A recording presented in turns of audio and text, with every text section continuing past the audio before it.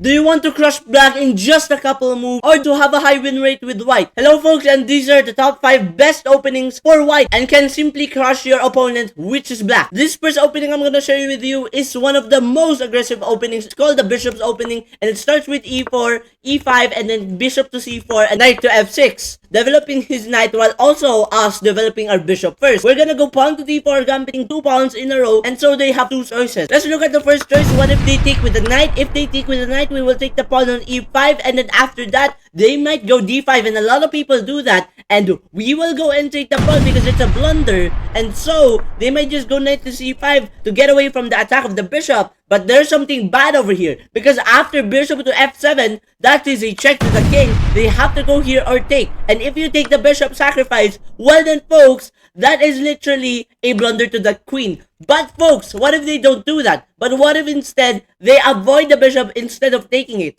Well folks, if they go here, king to e7, well then folks, there's another line, bishop to g5, which we have actually the king and the queen. And so this opening is very useful because you can checkmate in a couple of moves, sacrifice your bishop, and also not only that, you can even x-ray your own opponent. So folks, and also folks, this is a high rated opening. But what if the other line happens? So folks, what if e4, e5, and then bishop to c4, and then there's knight to f6, pawn takes d4 is the other line. What if they take the pawn on d4? We're gonna go knight to f3, and if we do that, they will likely go and take another free pawn on e4. We're also pressuring the pawn on d4, and not to mention, we're gonna take the pawn on d4, and also if they go back with the knight on f6, well then we'll go and have full development in the center, and this is very useful because you have more pieces to attack the black side and the black opponent. So folks, what if after the other lines happen? Well folks, let me show you, and because that there's another trap here. Pawn to c6, trying to go here, and a lot of people will try to attack our bishop. Well then folks, we will go bishop to g5, and that is pinning the queen to the knight, and if they go block the pin with the bishop on e7, we will go and castle. There's something weird about this opening because after pawn to d5, trying to maintain this position and attack the bishop, there's nothing about that is very effective, because after rook to e1, a very good move which pins the bishop to the king on e8. Well then folks, they might take the bishop, and it's literally checkmate in 1. This is pinned to the bishop, and also this is checkmate. The queen is covering all the squares while also checking the king, while also covering this square. And also the rook is helping out to defend the queen so that the king cannot take the queen. So folks, that is a very good plan. But what if they don't take? Well then folks, they might castle, and a lot of people do. We will go queen to h4. If they go pawn to h6, bishop to h6 will take the pawn on h6, and then they go pawn takes bishop to h6. They have plus points, but we have the full advantage here. Because look at the position. We're already trying to expose the king. Because after knight to g5, bringing out your knight, you can attack another way. You can go even here with the bishop on d3. And after the bishop move f5, it's literally mate in 15. And you will literally mate this game, because it's impossible how you not mate this game. Because a lot of pieces are already in contact with the exposed king, which is very good in this opening. So, and to mention that this opening is very powerful for white to destroy black, and a lot of people actually play it. So this is why it's so very good to play it in 2024. Let's go to another surprising opening. This opening is a very aggressive opening. After the line of pawn to e4, pawn to e5, this is the Danish gambit. And after that, and so folks, this is the Danish gambit. And so if they take the pawn and takes the pawn,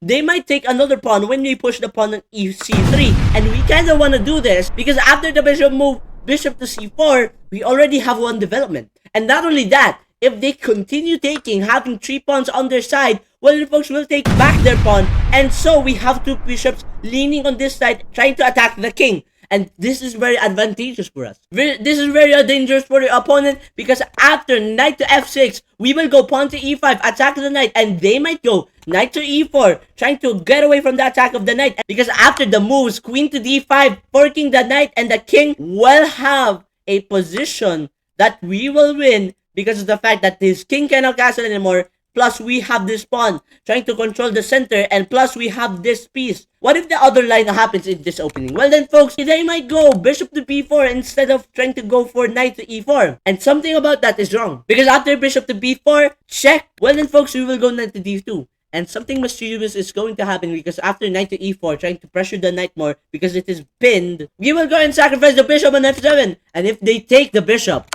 well then, folks, we will go queen to b3, checking the king on f7, attacking their king, and f7 and attacking their bishop, what they might do is actually they might go here.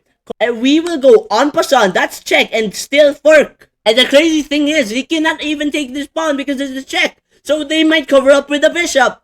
And a lot of people do that, and it's a mistake because we will just take the bishop on b4. We will just take the bishop on b4, and a lot of people take the knight on b2, and they'll think we will take the knight on d2. Well then folks, they're wrong. Because we're gonna check him with the queen on f4. And that is a check to the king. Not only that, it's a fork to the knight on d2. We're not gonna even take the knight after that move because we're gonna go pawn to c7, trying to fork the queen and the knight. And so after that, they will go queen to e8. And after that, folks, that will be the end for him. Because after the pawn queens, after queen to e5, well then folks, they will go queen to f7, try to prevent mate on g7 with the queen. And so, we will promote into a queen on b8. And so if they take the queen, we will take back. And they will likely do this and trade off the queen. And so after that, if we take, they will take back, we will take back the material. And so we have plus 8 points. That's crazy.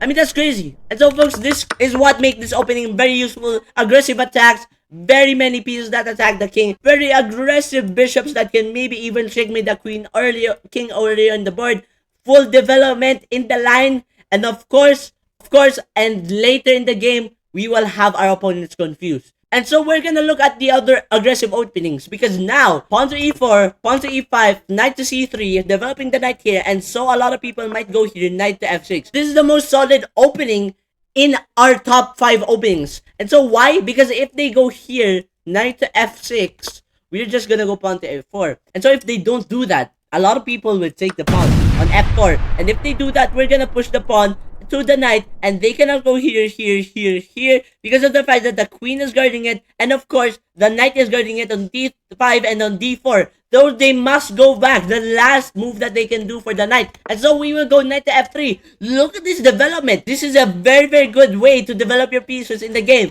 And so if they go pawn to d6, which they might do to take this pawn away and take it center, well then folks, we'll just go pawn to d4, and after they take, we will go for the beautiful move, queen to e2, pinning the pawn to the king on e8. And so, the pawn cannot move. They might go bishop to b4, pinning the knight to the king. And so, we will just take the pawn. And now, folks, we're dominating in the position. Because after queen to e7, we're gonna go bishop to f4. Now, this is a trade if he takes. And if you go something like this, there's nothing to really worry about. Because in the future game, if the knight comes here, he cannot go anywhere near the white's territory. That is how you deal with this position. So much space, with so much development, and also having your opponent immobilized with so much lead in development. I mean, look at this. You got 3 pieces already developed. You can even trade the queen after this move and make this knight very undeveloped. And now he cannot just move anywhere in our position. This is not even our position. But what if the other line happens? Knight to c6, well then just go and take the pawn on e5. They take back the pawn on e5. We will go pawn to d4, attack the knight, and now it's like a Halloween gambit. It's not even having a pawn down. So folks, this is a very good opening repertoire, even though if they play c6, which is a very odd line in this game. And so we will just take the position and have great space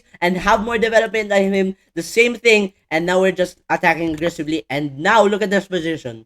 We're just winning in this game. And if they take the pawn on e5, we're not just gonna take, we're just gonna castle over you. Because you don't even need to take the pawn. And if they take the pawn on d4, we will go knight to g5. They will go and take the knight. And a lot of people get trapped, usually by going bishop sacrifice on f7. And so if that happens, well then folks, we're gonna go rook to e1, and knight to e5 will happen, and knight to e5, and it's mate in 4, because after king to f6, we will go queen to f3. The last move that black can do is bishop to f5, and we will just go queen to f5. Checkmate over here. So this is another best opening with white on 2024. So e4, e5, knight to f3, knight to c6, both knights develop. We get pawn to c3 instead of knight to c3. Our goal is to try to take the center away from our opponent. A lot of people actually go bishop to c5, which is insane. And now, we will just go pawn to d4. And it's completely crazy for them to do that, because actually, why would you do that?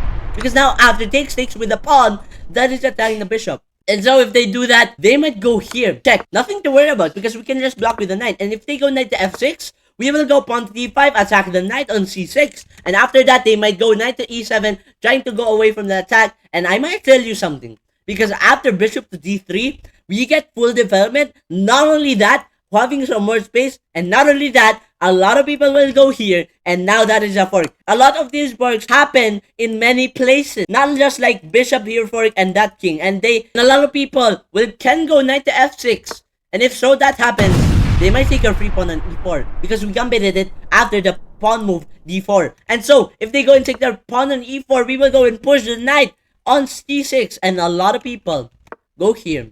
And so we will go knight to e5. If they go here, that is a fork because queen to a4 is check and attacking the knight on e4. And so they have to block again, and if they block with this, we will take the bishop. And so if they take with the knight, and we will just go here, and we will win the game. Look at the material advantage. Not only that, this pawn is dominating over the center. And now, folks, we will just develop castle and demolish the king on this side of the board. Now having enormous gigantic attack in a space.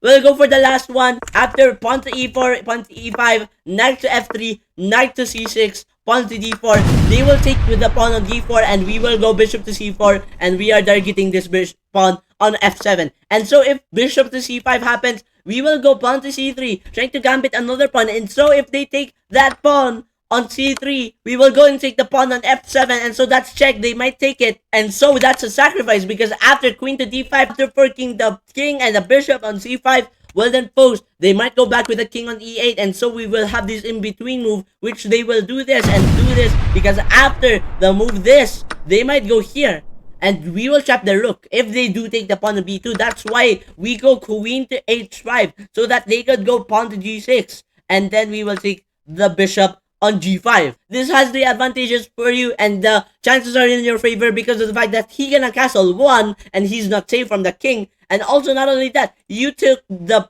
bishop, which gains back your material, and not only that, you already have this trap over here prepared, and a lot of people might take the last line. Folks, I will teach you in this whole video. What if in this line, knight to f6 happens instead of taking the pawn? This might happen, and they will go back, and this might happen. So they might think of that, and they have to stop the pawn. And so if they will do that, we're taking. And so in this line, folks, and something about that is very bad, because after bishop to f7, sacrificing our bishop, well then, folks, without the knight here, they cannot go here, because of the fact that this is literally excluding the king and the queen, and they cannot take the bishop on f7, because this is a fork yet again. We're gonna do that, right? No, we're not gonna do that. We're gonna do a more powerful move, knight to g5, because after king to g8, seeing that they're safe already, they're not. They're wrong, because after queen to d5, check, king to f8, that is mate. And that is all the lines of all the openings in this video. These are the top 5 best openings for 2024, and so you should play it, because they are the best ones to crush black aggressively. See you guys in the next video. If you enjoyed the video, and if you did, please like the video and subscribe to make more videos like this, or motivate me more to make more videos like this. Peace out. Peace out, everyone. My grammar sucks.